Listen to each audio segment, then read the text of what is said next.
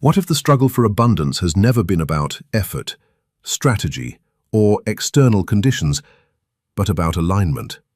Drawing exclusively from the teachings of Emmet, this audiobook dismantles the deeply rooted belief that supply is something you must chase, earn, or control.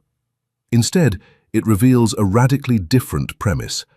Abundance is already established within the divine mind, and your only task is to come into conscious alignment with it. Through a progressive and immersive journey, you will discover how your mental states either obstruct or allow the natural flow of infinite supply. These teachings are not motivational ideas, but precise metaphysical principles that challenge conventional thinking and invite you into a higher order of awareness. This is not about manifesting more, it is about realizing that lack itself is a misperception born from separation. When you reconnect with the higher mind, abundance is no longer a possibility, it becomes the only possible outcome. Chapter 1. The False Idea of Lack. You stand where you have always stood, inside a world that appears to present you with conditions, limitations, shortages and delays.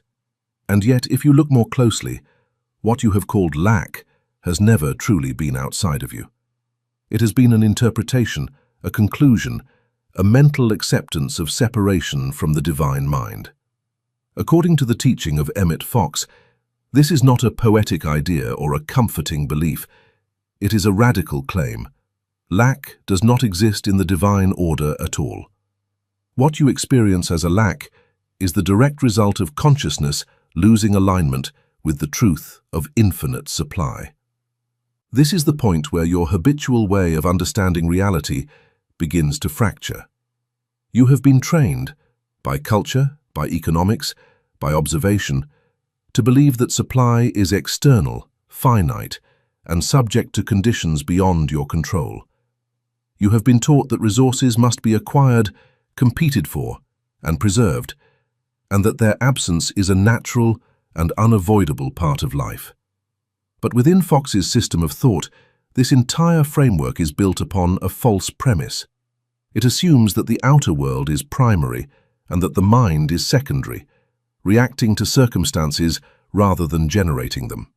Fox reverses this completely. He insists that the divine mind is the only true source, the only creative principle, and that it contains within itself the complete and perfect idea of supply. Not future supply, not potential supply, but present, complete, and inexhaustible supply. In this view, there is no such thing as a shortage in the divine reality, because the divine nature is infinite expression. If something appears to be missing, it is not because it does not exist, it is because it is not being recognized. And here is where the discomfort begins, because if lack is not an external condition, then it cannot be blamed on circumstances, systems, or other people.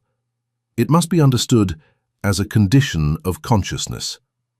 This does not mean that you are at fault in a moral sense, but it does mean that the experience of lack is inseparable from the way you are thinking.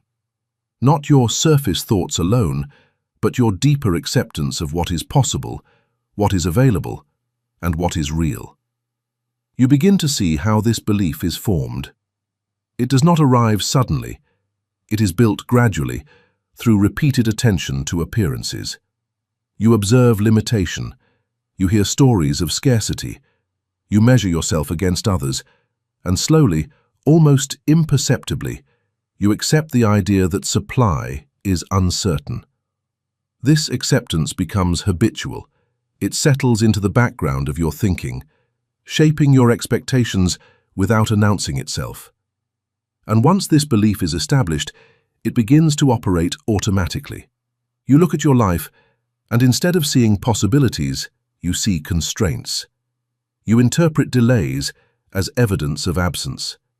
You anticipate obstacles before they arise. You feel tension around giving and receiving, as if there were not enough to go around. None of this feels like a belief to you. It feels like reality itself. This is precisely why it is so convincing. The belief in lack is not experienced as a theory, but as a lived condition. It is reinforced by sensory evidence, by social agreement, by past experiences that seem to confirm it. And yet, within Fox's teaching, all of this is secondary. It is the effect, not the cause. The outer condition reflects the inner acceptance, not the other way around. To grasp this is to step into a completely different order of thought. You are no longer asking, how do I get more? You are asking, what am I accepting as true? You are no longer trying to manipulate circumstances. You are examining the mental ground from which those circumstances arise. This shift is not comfortable because it removes the familiar structure of cause and effect that you have relied on. It places responsibility, not blame, but responsibility, at the level of consciousness. Fox would say that the divine mind is always expressing itself fully, always maintaining perfect order and abundance. There is no interruption in this expression, no fluctuation, no withholding. The only variable is your awareness of it. When your consciousness is aligned with this truth, supply appears naturally without strain. When your consciousness is aligned with the belief in limitation, supply appears obstructed, delayed, or absent. You may resist this idea because it seems to contradict everything you have learned. It may even feel unjust, as if it ignores real-world conditions. But Fox does not deny appearances. He reinterprets them. He does not say that lack feels unreal. He says that it has no reality in the divine sense, and that its appearance is the result of misalignment. This is a subtle but crucial distinction.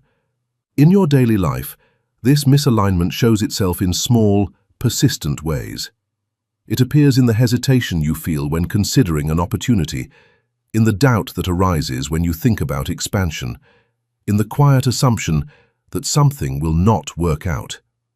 These are not neutral thoughts. They are active acceptances of limitation, and they shape your experience accordingly. You begin to understand that the problem is not that supply is absent, but that your thought is not attuned to it.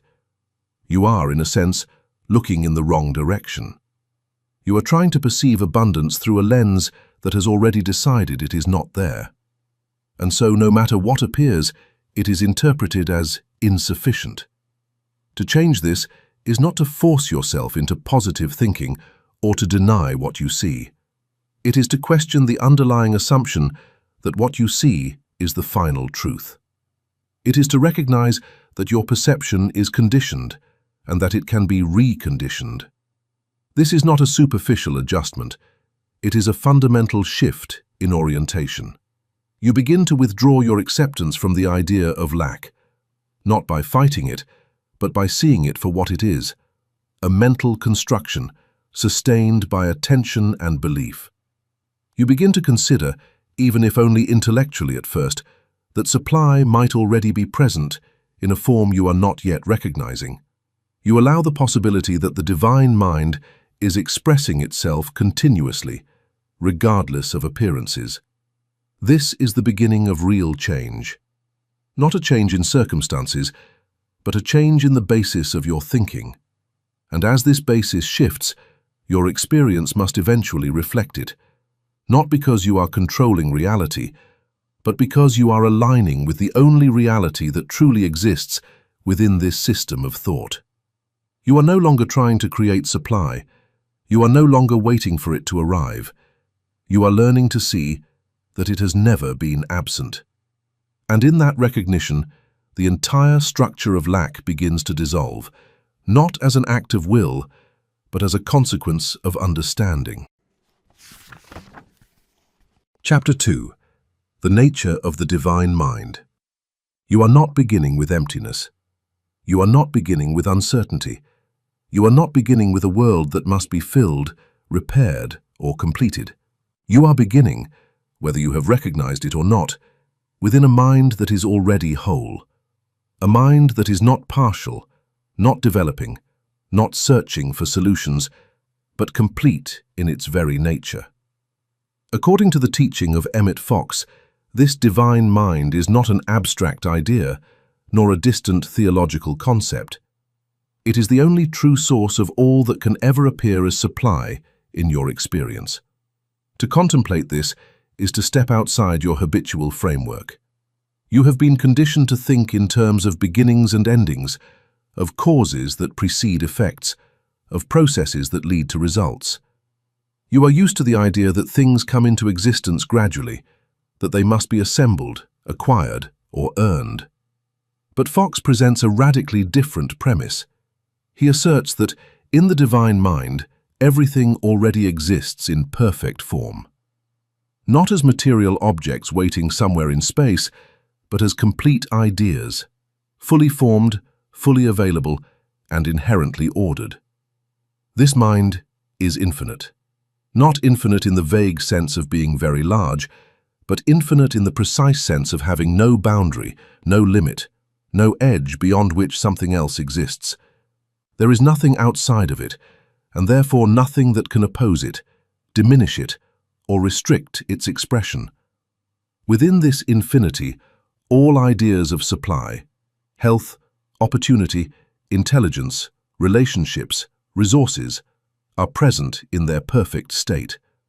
They are not competing with one another, not distributed unevenly, not subject to depletion. They exist as expressions of a mind that is itself inexhaustible. And this mind is intelligent, not merely aware, but actively knowing, organizing, and expressing. It is not random, not chaotic, not driven by chance. It operates according to principle, according to order, according to a coherence that is intrinsic to its nature. In Fox's teaching, this intelligence is what gives form to all experience. It is what underlies what you perceive as structure, as pattern, as possibility. But you must be clear, this is not a scientific claim. It is not presented as a hypothesis to be tested in a laboratory, nor as a theory derived from empirical measurement. It belongs to a metaphysical framework, a system of thought that begins with the primacy of mind and interprets all experience through that lens. Within this framework, the divine mind is the fundamental reality, and what you call the material world is a secondary expression, shaped by consciousness.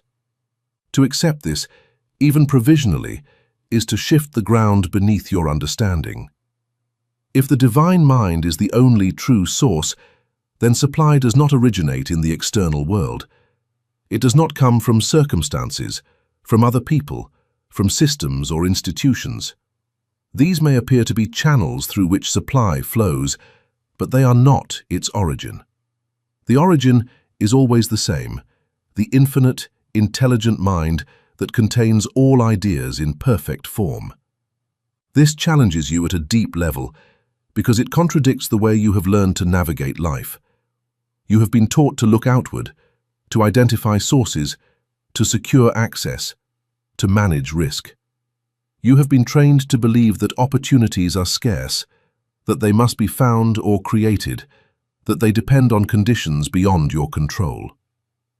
But if supply is an idea within the divine mind, then it is not scarce. It is not located out there. It is present, now, as part of the very fabric of reality. What then does it mean to relate to this mind? It means that your primary relationship is not with the outer world, but with consciousness itself. It means that the way you think, the way you perceive, the way you accept or reject ideas, becomes central. You are no longer a passive observer of conditions, you are a participant in the expression of a deeper reality. Your role is not to force outcomes, but to align your awareness with what already exists in the divine mind. This alignment is not automatic. It requires a shift in attention. You begin to turn away, not in denial but in reorientation, from the evidence of limitation. You begin to question whether what you see is the ultimate truth or merely an appearance shaped by prior thought. You begin to consider that the absence of something in your experience does not mean its absence in reality. And as you do this, your perception starts to change. You begin to notice possibilities where you once saw barriers. You begin to interpret situations differently. What once appeared as a closed door may now appear as a redirection, a movement within a larger order that you are beginning to glimpse. This is not imagination in the casual sense. It is a re-education of perception based on a different premise about reality. You also begin to understand that limitation, as you have known it, is not a property of the divine mind. It is a product of misperception. When you accept the idea that resources are finite, that opportunities are rare, and that you must compete to secure your place, you are aligning with a concept that does not exist in the divine order. And because your experience reflects your alignment, you encounter conditions that seem to confirm this belief. But when you begin to recognize the nature of the divine mind, its infinity, its intelligence, its completeness, you are introduced to a different possibility. You begin to see that what you have called limitations may not be inherent in reality, but in your interpretation of it. You begin to question whether the boundaries you experience are actual or assumed. This questioning is not comfortable. It removes the familiar explanations you have relied on. It asks you to consider that the problem is not out there, but in the way reality is being understood. It invites you into a different kind of responsibility, not the burden of controlling everything, but the responsibility of examining your own thoughts. And as this examination deepens, you begin to sense a quiet but profound shift. You are no longer looking for supply as something separate from you. You are beginning to recognize it as an idea already present within the divine mind, an idea that can be expressed in your experience as your consciousness aligns with it. This does not mean that the outer world instantly rearranges itself. Fox does not present this as a mechanical formula. He presents it as a principle, that the recognition of truth precedes its expression. As your understanding changes, your experience follows, not always immediately, not always in predictable ways, but consistently in accordance with the alignment of thought. You begin to live with a different assumption. Not that you must secure your supply, but that supply is inherent in the nature of reality. Not that you must create opportunities, but that opportunities exist as ideas within the divine mind, awaiting recognition and acceptance. Not that you are at the mercy of conditions, but that conditions are expressions of a deeper order that you can come to understand. And in this shift, something fundamental changes. The anxiety that once accompanied the question of enough begins to loosen. The constant calculation, the weighing of risks, the anticipation of lack, these begin to lose their authority. Not because you have ignored them, but because you have seen that they are based on a premise that no longer holds. You are not outside the source, trying to reach it. You are within it, learning to recognize it. And as this recognition stabilizes, the entire structure of how you perceive resources, opportunities, and limitations begins to reorganize itself, not through force, but through understanding. Chapter 3. Alignment versus effort. You have been taught, almost without exception, that effort produces results. That if you push harder, work longer, think faster, and compete more effectively, you will eventually secure what you need. This idea is so deeply embedded in your thinking that it feels self-evident. And yet, within the teaching of Emmet Fox, this assumption is not only incomplete, it is fundamentally misleading. Effort, as you commonly understand it, does not produce supply. It never has. What it produces, more often than not, is the reinforcement of the very belief that supply is scarce. This is where the tension begins, because everything in your conditioning tells you the opposite. You have seen effort rewarded. You have experienced moments where persistence led to results. You have been praised for striving, for pushing through difficulty, for refusing to give up. And so, when you are told that effort is not the true source of supply, something in you resists. It feels as though the ground is being pulled from beneath your feet, But Fox does not deny that action has its place. He does not suggest passivity or indifference. What he challenges is the assumption that effort, in itself, is the cause of supply. He points instead to a deeper principle, that supply flows from alignment with truth, not from the intensity of your striving. Action may follow alignment, but it does not replace it. When action is driven by misalignment, by fear, by anxiety, by the belief in lack, it tends to perpetuate the very conditions it is trying to escape. You can begin to see this in your own experience if you are willing to look without defending your assumptions. Consider the state of mind you are in when you feel that you must make something happen. There is tension there, a sense of urgency, a subtle fear that if you do not act quickly or forcefully enough, something will be lost. This state does not feel expansive. It feels contracted, focused on absence, preoccupied with what is missing. From within this state, your actions are shaped by the belief that supply is not already present. You are trying to obtain something that you assume is not available, and in doing so, you reinforce that assumption. Every act of striving, when rooted in this belief, becomes a confirmation that there is something to strive for, that there is a gap between you and what you need. This is the paradox that Fox is pointing to. The more you struggle with the belief in lack, the more real that lack appears. Not because you are being punished, not because reality is resisting you, but because your consciousness is aligned with the idea of absence, and your experience inevitably reflects that alignment.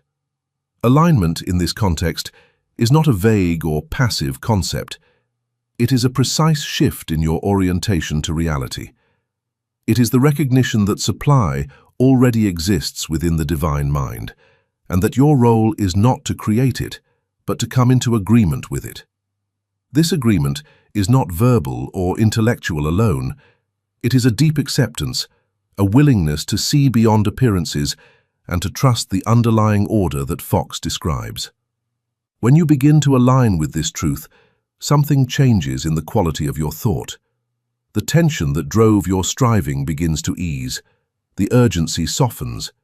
You are no longer acting from the premise that something is missing, but from the recognition that something is already present, even if you do not yet see it fully expressed.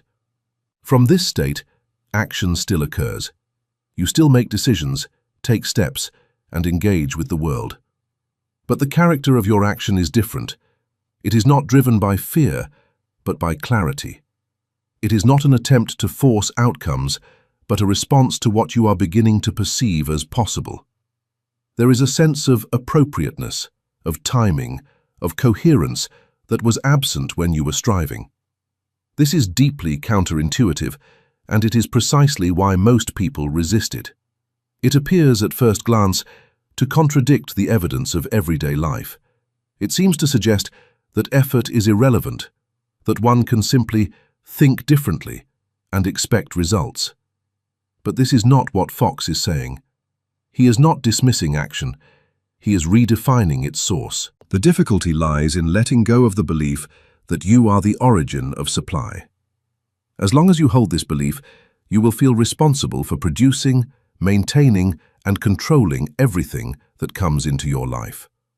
This responsibility creates pressure, and that pressure fuels striving.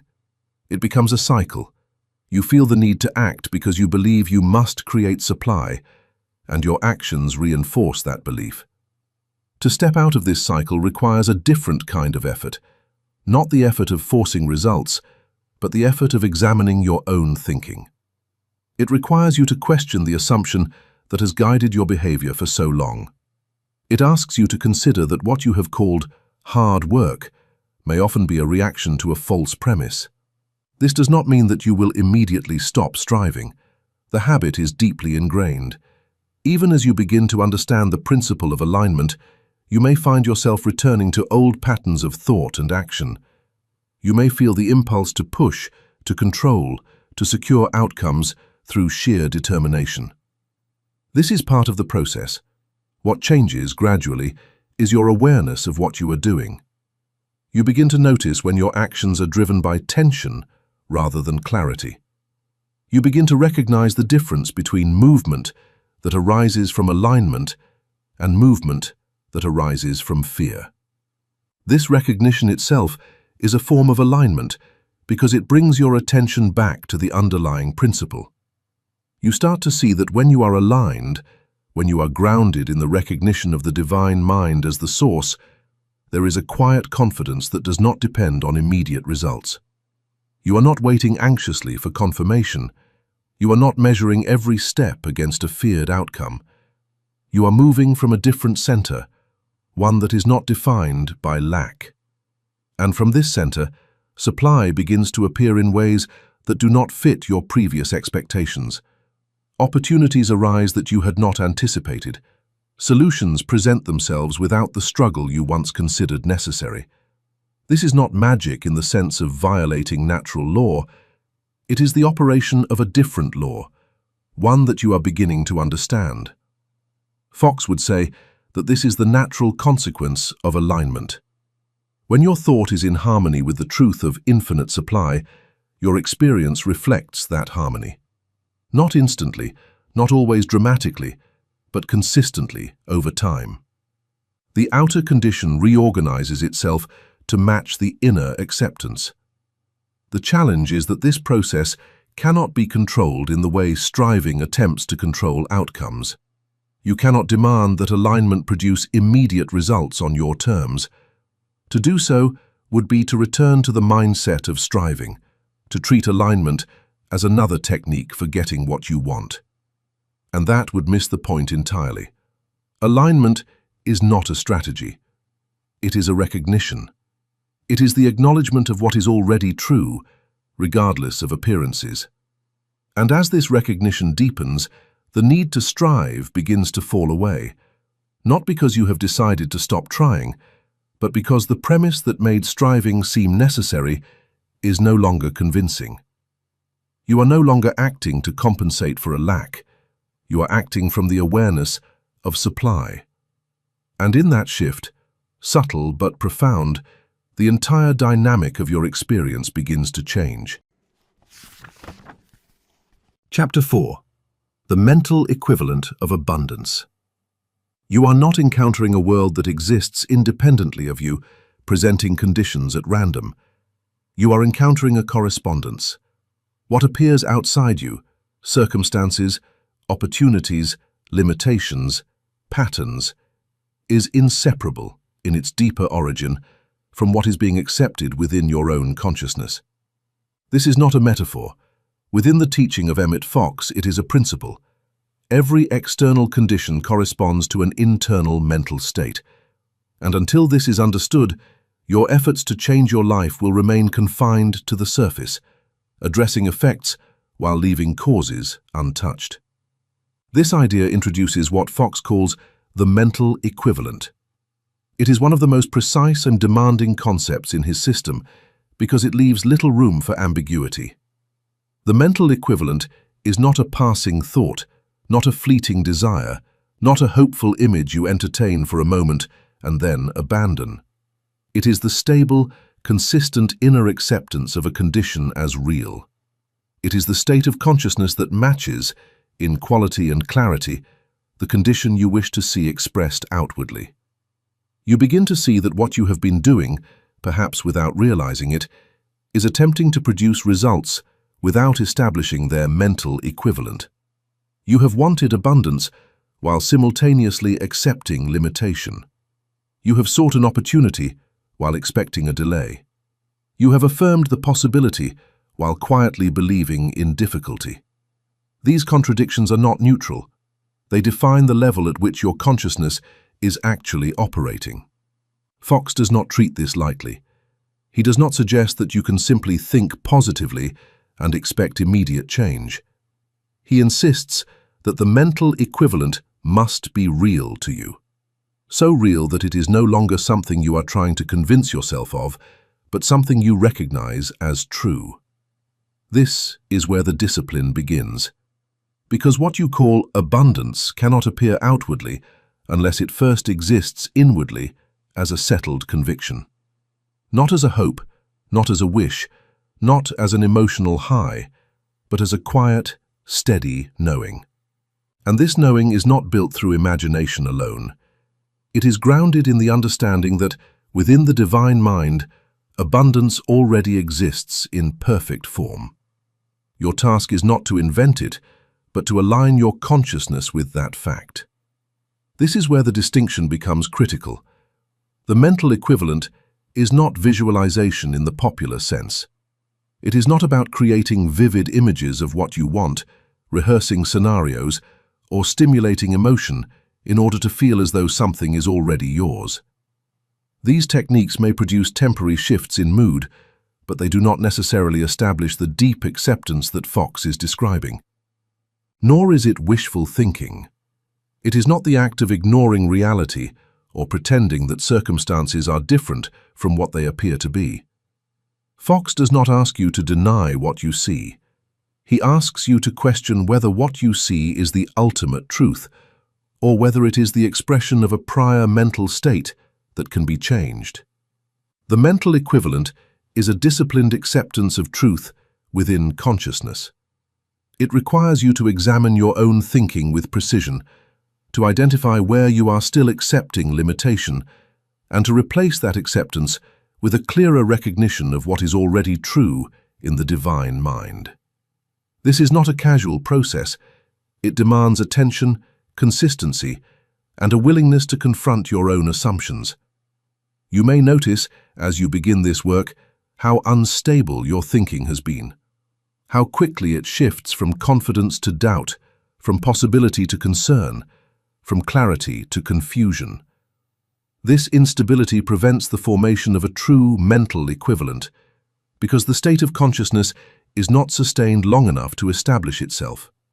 Fox's teaching implies that you must become inwardly consistent, not rigid, not forced, but steady.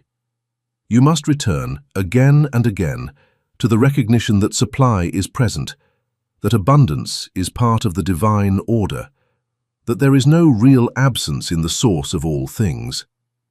And you must do this not as a repetition of words, but as a renewal of understanding. Over time, this understanding begins to take root.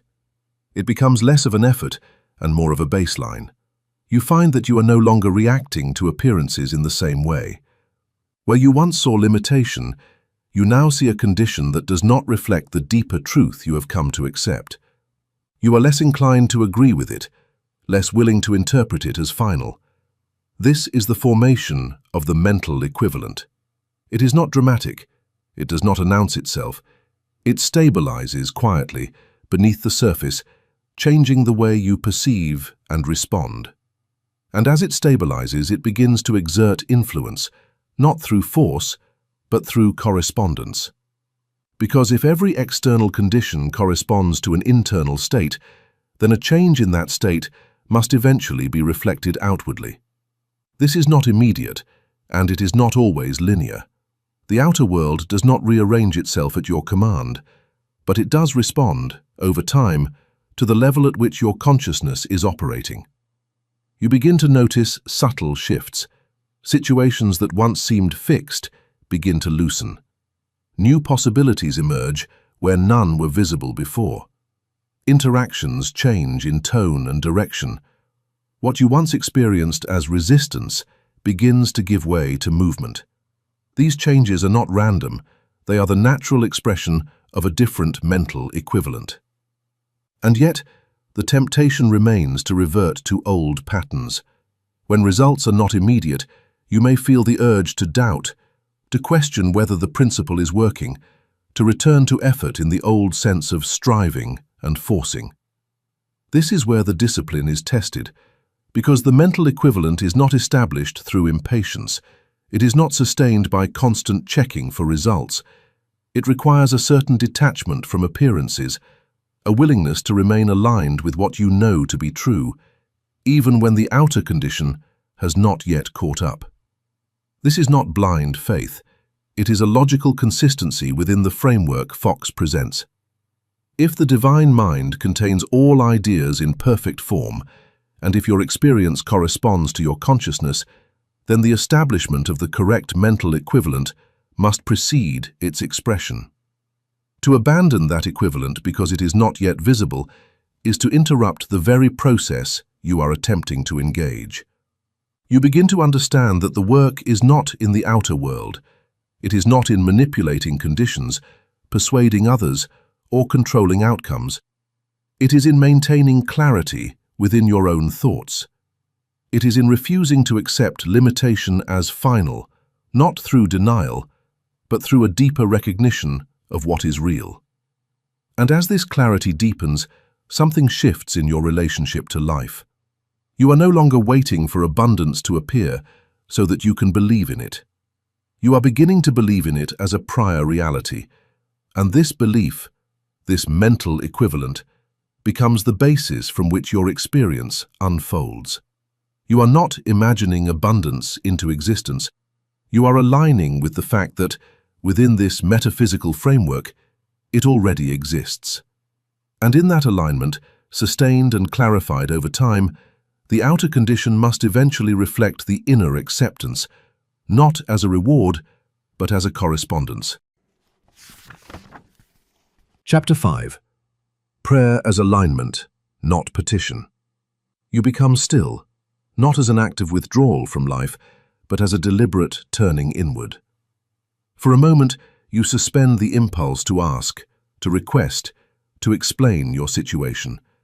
You let go of the familiar structure of prayer as a conversation directed outward, towards something distant, something that must be convinced, persuaded, or moved to act on your behalf.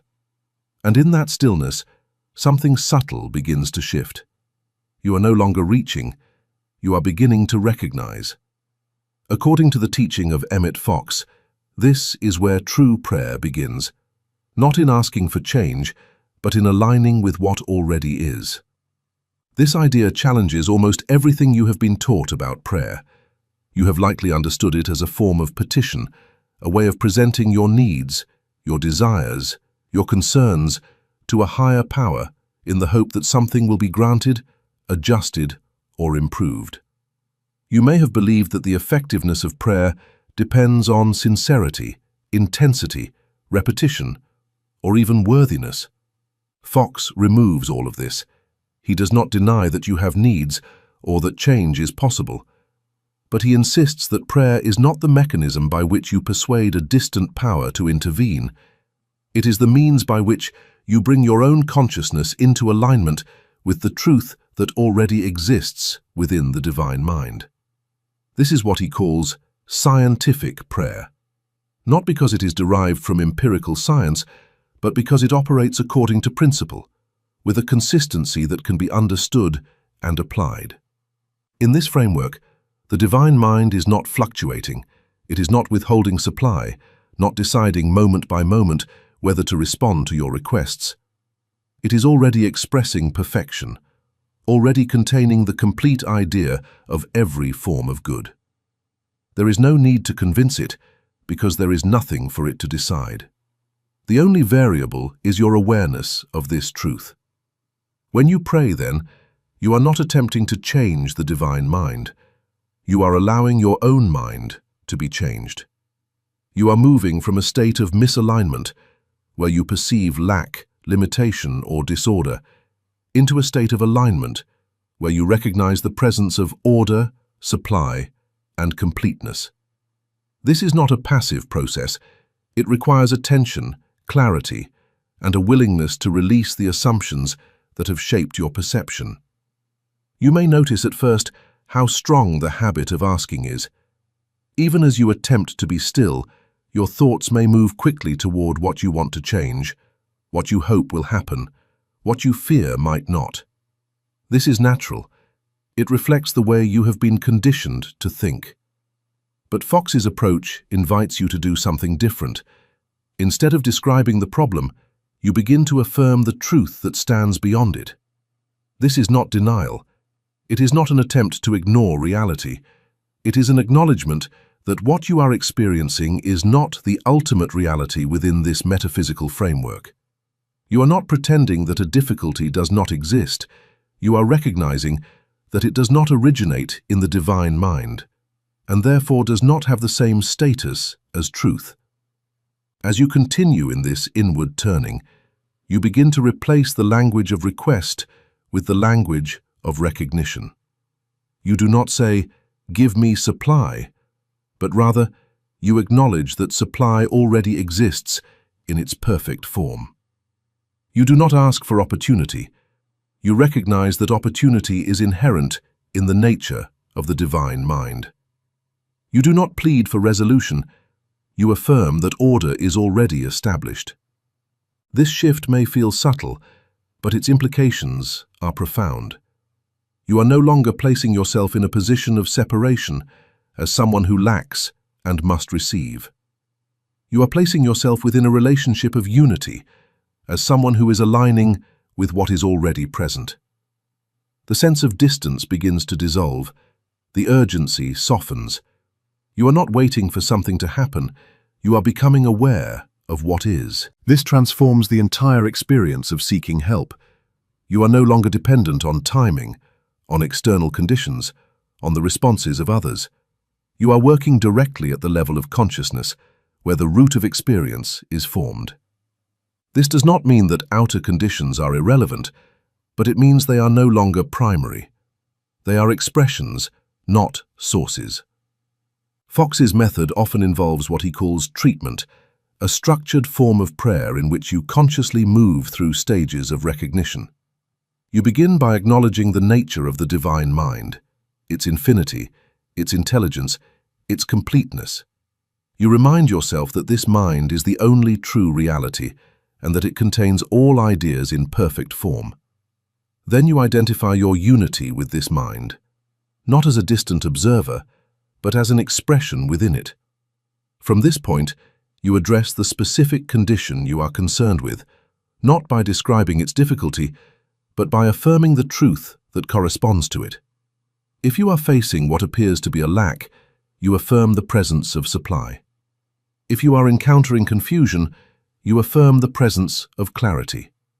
You do this not as a repetition of words, but as an act of understanding, an effort to see the situation from the standpoint of the divine mind. Finally, you release the treatment. You do not continue to worry, to check, to doubt. You allow the alignment you have established to stand without interference. This release is not indifferent. It is trust in the principle you have applied. You are no longer trying to control the outcome. You are allowing it to unfold in accordance with the alignment of thought. This approach requires discipline because it runs counter to your habitual reactions. When faced with difficulty, your instinct is to focus on it, to analyze it, to try to solve it through effort. Prayer, in Fox's sense, asks you to do something different, to step back from the appearance and to address the underlying consciousness. This can feel at first as though you are doing nothing, but in fact, you are working at a deeper level. You begin to notice that the quality of your thoughts changes. The anxiety that once accompanied your problems begins to diminish. You feel less compelled to force solutions, less driven by urgency. There is a growing sense of order even before any visible change occurs. This is the effect of alignment. It is not dependent on immediate results. It is a shift in your relationship to reality. Over time, this shift begins to reflect outwardly. Situations that seemed fixed begin to move. Solutions appear, sometimes in ways you did not anticipate. The need you once felt to control every detail begins to fade, replaced by a recognition that there is an intelligence at work beyond your personal effort. This is not a loss of agency, it is a redefinition of it. You are no longer trying to make things happen through will alone. You are participating in a process that begins with recognition and unfolds through alignment. Prayer becomes less of an occasional act and more of a continuous orientation, a way of seeing, a way of thinking, a way of relating to every condition you encounter. And in this way, the idea of seeking help itself is transformed. You are not reaching out to something that may or may not respond. You are turning inward to recognize what is already present. You are not asking for change as though it were uncertain. You are aligning with the certainty that, within this system of thought, the good you seek is already established. What changes, then, is not only your circumstances, but your understanding of what prayer is.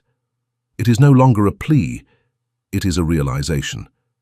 And in that realization, the distance between you and what you seek begins to disappear.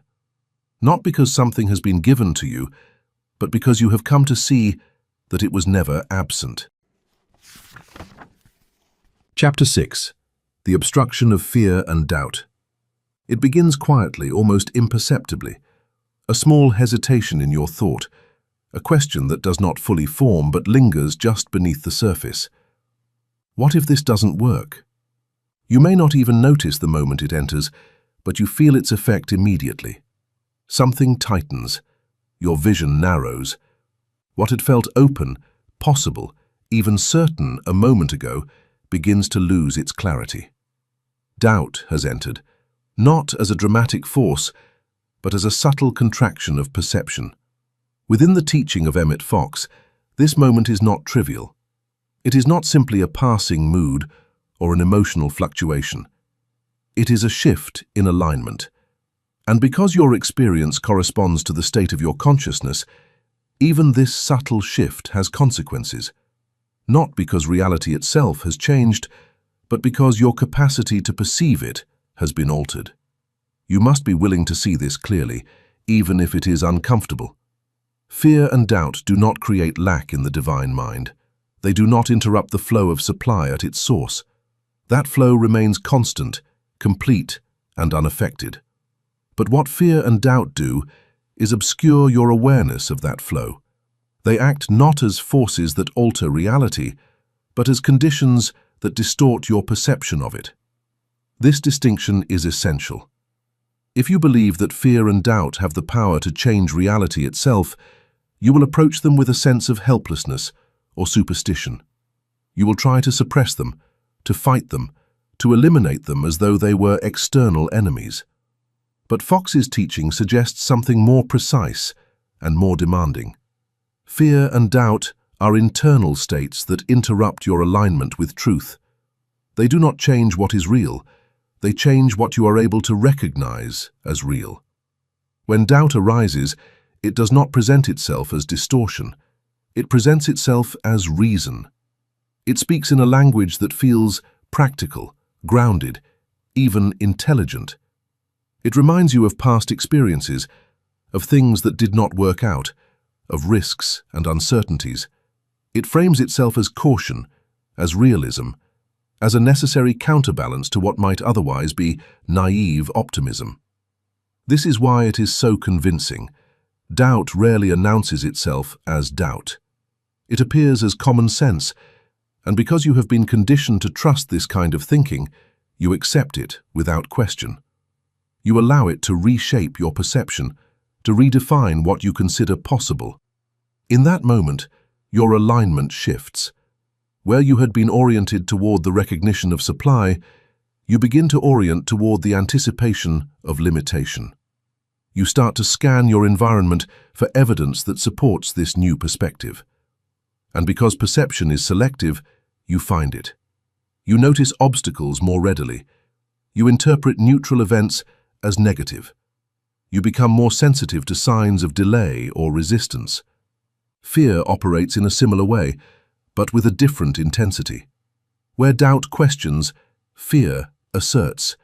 It does not ask if something might go wrong, it assumes that it will. It projects outcomes, often vividly, and invites you to experience them in advance. This projection feels immediate, almost tangible. Your body responds. Your attention narrows further. The world begins to look less like a field of possibilities and more like a series of threats to be managed. Within Fox's framework, both fear and doubt are forms of misalignment. They are ways of thinking that contradict the nature of the divine mind as infinite, intelligent, and complete. When you are aligned with that mind, your perception reflects its qualities: openness, coherence, possibility, order. When you are aligned with fear or doubt, your perception reflects their qualities: contraction, fragmentation, limitation, uncertainty. This is the uncomfortable truth. You cannot maintain awareness of infinite supply while simultaneously accepting the reality of limitation. The two are not compatible at the level of consciousness. You may attempt to hold both, to affirm abundance while entertaining doubt, but the deeper acceptance will determine your alignment, and that alignment will shape your experience. You may resist this idea because it seems to place a great deal of responsibility on your own thinking. It suggests that your internal states are not neutral, that they are not merely reactions to external conditions, but active participants in the formation of your experience. This can feel burdensome, even unfair. But it is also the point at which change becomes possible, because if fear and doubt are distortions of perception, then they can be examined. They can be recognized for what they are, rather than accepted as truth. This does not mean that they disappear immediately. They are often deeply ingrained, reinforced by habit and experience. But their authority begins to weaken when you see that they are not reliable indicators of reality. You begin to notice the moment of contraction, the subtle tightening, the narrowing of focus, the shift in interpretation. Instead of following that movement automatically, you pause. You recognize that what you are experiencing is a state of mind, not a statement about reality. This recognition creates a small but significant distance between you and the fear or doubt. From within that distance, you have a choice. Not a forced choice, not an act of willpower, but a redirection of attention. You can return to the recognition of what Fox describes as true, that the divine mind is the source of all supply, that it is complete, that it is not subject to the fluctuations of your emotional state. You can remind yourself that what you are perceiving is not the whole, but a filtered version of it. This is not an easy practice. It requires consistency, patience, and a willingness to face your own thinking without justification. It requires you to let go of the comfort that fear and doubt sometimes provide. The illusion of control, the sense that by anticipating problems, you are preparing for them. It asks you to trust a different principle, one that does not rely on defensive thinking. As you continue in this practice, something begins to shift. Fear and doubt may still arise, but they no longer define your perception in the same way. You become less reactive, less inclined to accept their conclusions as final. You begin to see that they are temporary states, not permanent conditions. And as this shift stabilizes, your awareness of supply becomes clearer. Not because supply has increased, but because your perception is less obstructed. You are able to recognize possibilities that were previously hidden. You are less distracted by appearances that once seemed definitive. There is a sense of space in your thinking, a capacity to see beyond immediate conditions. This does not mean that life becomes free of challenge. It means that your relationship to challenge changes.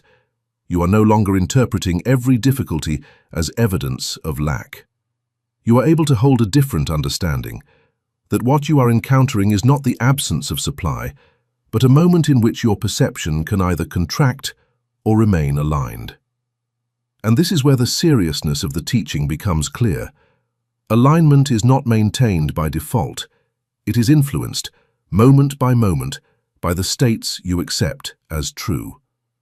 Fear and doubt are not harmless. They are not neutral. They are movements away from alignment, and they have consequences in your experience. But they are not final. They do not have the power to alter the divine mind, to diminish supply, or to redefine reality. They only affect what you are able to perceive and accept.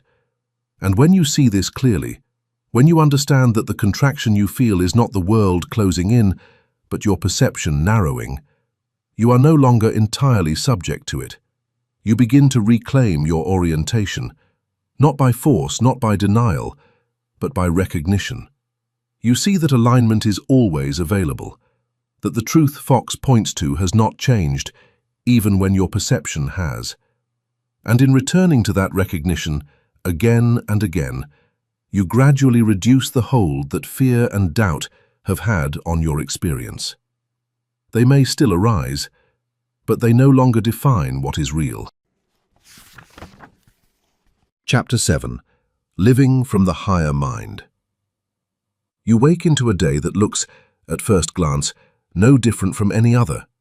And yet, everything is different. The same responsibilities are present, the same people, the same environments, the same uncertainties.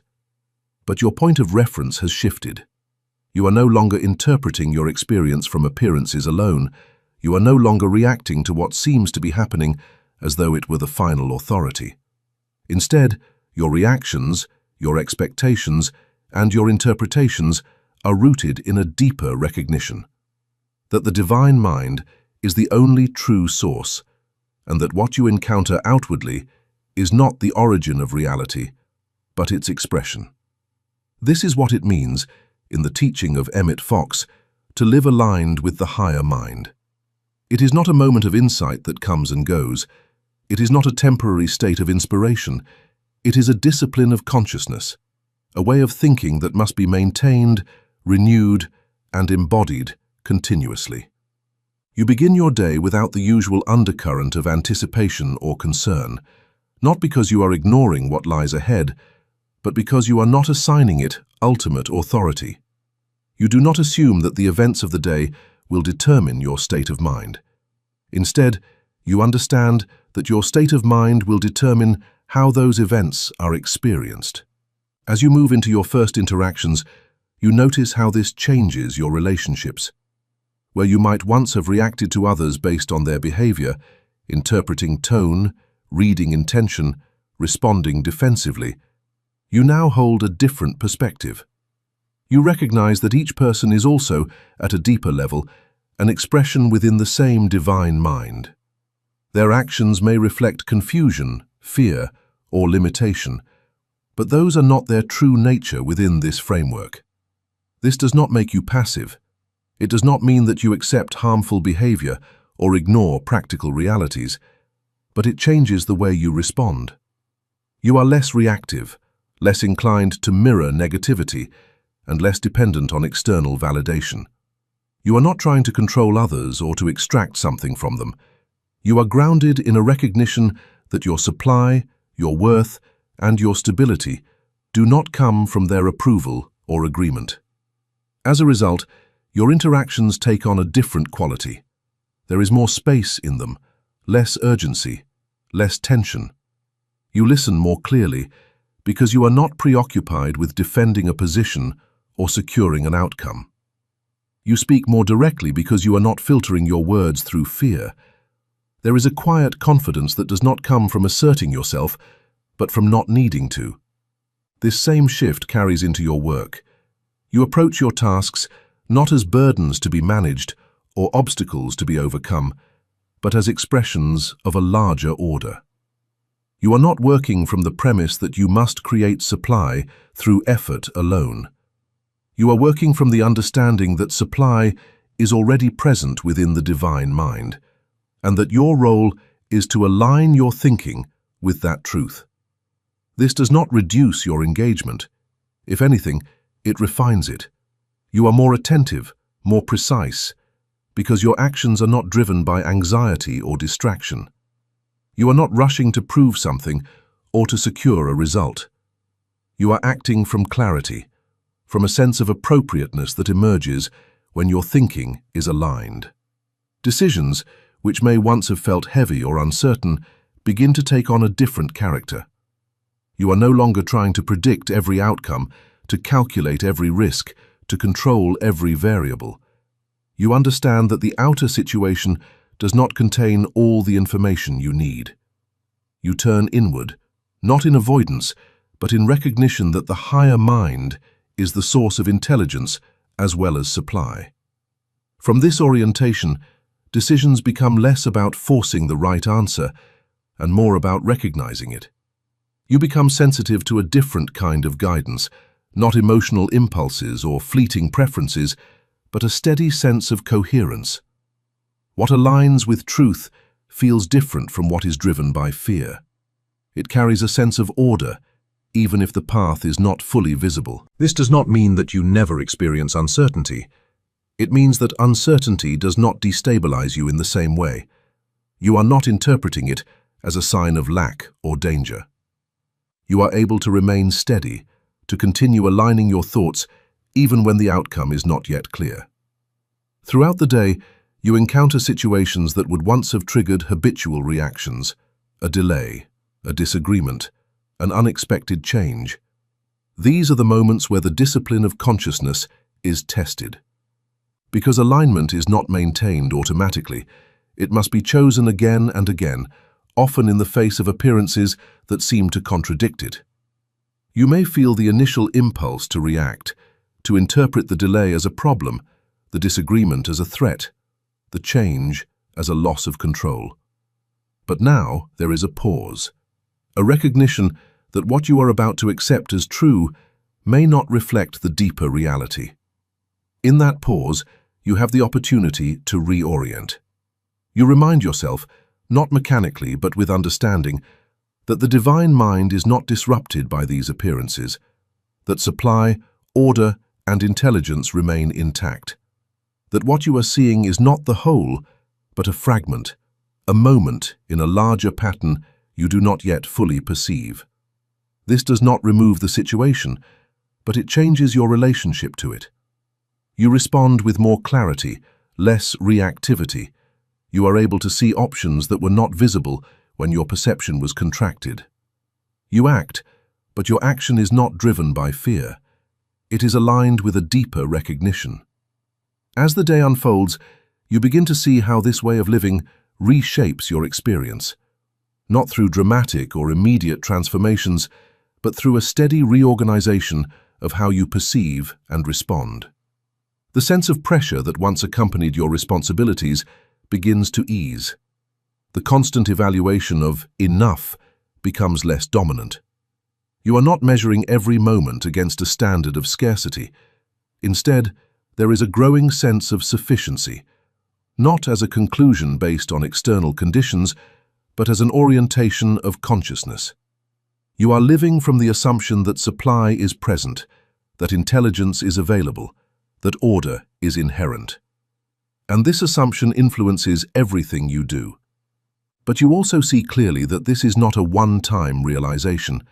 It is not something you achieve and then maintain effortlessly. It requires attention. It requires you to notice when you have drifted back into old patterns of thought, when you are once again reacting to appearances as though they were ultimate. You may find yourself at times slipping into doubt, into fear, into the familiar logic of limitation. This is not a failure. It is part of the process. What matters is not that these states arise, but how you respond to them. Whether you accept them as true, or whether you recognize them as misalignments and return to a clearer understanding. This return is the discipline. It is not dramatic. It does not require intensity. It requires consistency, a willingness to realign your thoughts again and again until it becomes more natural to think from truth than from appearance. And over time, this discipline begins to stabilize. What once required effort becomes more immediate. Your default orientation shifts. You are less easily pulled into reactive thinking, less dependent on external validation, and less inclined to interpret every condition as a problem to be solved. You are not detached from life. You are more fully engaged, but from a different center. You are participating in your experience with an awareness that extends beyond appearances. You are living, not as someone trying to secure supply from a world of uncertainty, but as someone aligned with a source that is constant, intelligent, and complete. And in that alignment, maintained not once but continuously, your experience begins to reflect a different order, one that was always present, but is now at last being recognized. Chapter 8. The Inevitability of Abundance. You arrive not at a promise, but at a conclusion. Not something to hope for, not something to wait on, but something that follows with certainty from everything you have come to understand. If the divine mind is infinite, if it contains all ideas in perfect form, if your experience corresponds to your alignment with it, then abundance is not a possibility, it is an inevitability. This is where the teaching of Emmet becomes unmistakably clear. There is no ambiguity here, no space for partial acceptance. Within this framework, once alignment with the divine mind is established, the appearance of supply is not uncertain, not conditional, not dependent on external factors. It is the natural, logical consequence of that alignment. You may feel the impulse to interpret this as optimism, as a hopeful assertion designed to inspire confidence. But it is not presented that way. It is not based on emotional encouragement or motivational appeal. It is based on a structure of thought that is internally consistent. If the premises are accepted, the conclusion follows. The premise is that the divine mind is the only reality, the only source, and that it is complete. There is no lack within it, no absence, no fragmentation. Everything that can be expressed as supply already exists within this mind as a perfect idea. This is not a future condition. It is not something that develops over time. It is already established. The second premise is that your experience corresponds to your consciousness, not in a superficial or mechanical way, but in principle. What you accept as true, what you align with in your thinking, determines what you are able to perceive and express. The outer condition reflects the inner orientation, not instantly, not always visibly, but consistently. From these two premises, the conclusion emerges. If you are aligned with a mind that contains infinite supply, and if your experience reflects that alignment, then supply must appear in your experience. Not because you have created it, not because you have earned it, but because you are no longer obstructing your awareness of it. This is the point where uncertainty dissolves, not because you have eliminated all doubt, but because you see that doubt itself has no place within the structure of the principle. Doubt belongs to the realm of misalignment. It arises when you are still considering the possibility that supply might not exist, that it might be limited, that it might depend on conditions outside the divine mind. But once you recognize that the divine mind is complete, that it does not fluctuate, that it does not withhold, then the idea that supply could be uncertain becomes inconsistent. It no longer fits within the framework. It is not something you need to fight. It is something that no longer holds intellectual coherence. You begin to understand that what you once called waiting was not a delay in supply, but a delay in alignment. You were not waiting for something to be created or delivered. You were in the process of adjusting your consciousness to recognize what already exists. And until that adjustment reached a certain stability, the correspondence could not fully appear. This realization removes a great deal of tension from your thinking. You are no longer watching for signs, measuring progress, or evaluating outcomes in terms of success or failure. These categories lose their relevance because they are based on the assumption that supply is uncertain. When supply is understood as inevitable, the entire structure of evaluation changes. You are not asking, will this work? You are recognizing that, within this system, it must. Not necessarily in the form you expect, not necessarily on the timeline you imagine, but in accordance with the principle itself. The appearance may vary, the path may be indirect, but the underlying fact remains: alignment with infinite supply cannot produce lack. This does not mean that you become passive. It does not mean that you disengage from life or stop acting. It means that your action is no longer driven by the need to secure an uncertain outcome. You are not trying to force results into existence. You are participating in a process that is already established, allowing your actions to be guided by alignment rather than anxiety. You may still encounter situations that appear contradictory, moments where the outer condition does not reflect the understanding you have reached. But now, these moments are interpreted differently. They are not taken as evidence that the principle is false. They are seen as indications that alignment is not yet complete or not yet stable. This is not a cause for discouragement. It is a clarification.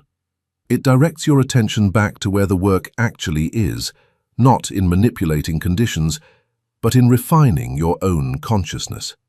You are no longer distracted by appearances to the same extent. You are less inclined to react, more inclined to examine.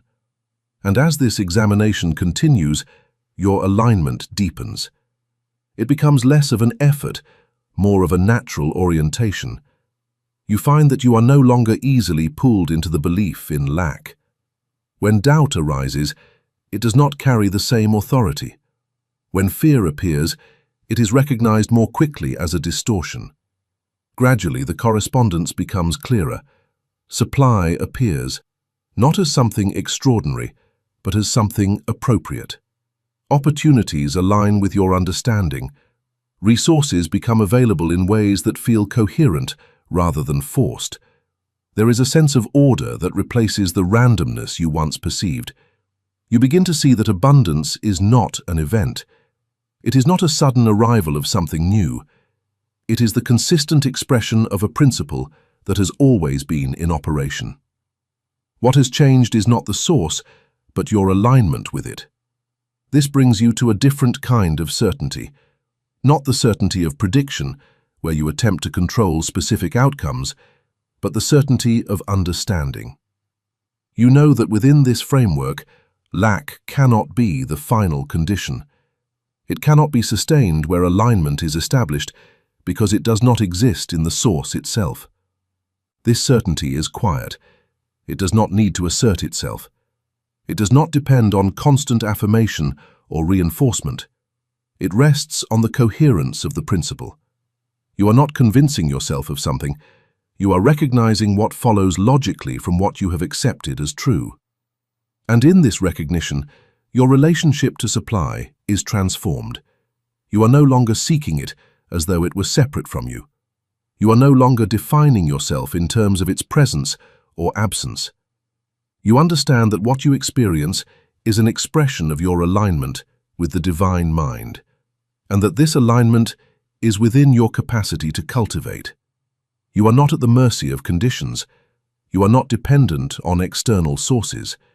You are participating in a reality that is structured, ordered, and complete.